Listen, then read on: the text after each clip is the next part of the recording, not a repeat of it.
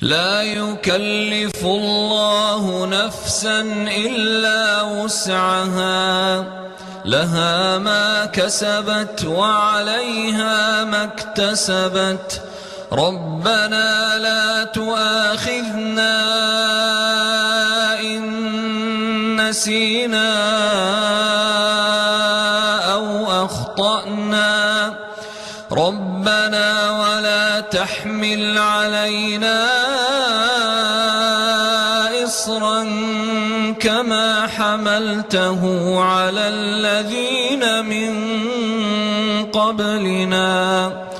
ربنا ولا تحملنا ما لا طاقة لنا به، واعف عنا واغفر لنا وارحمنا،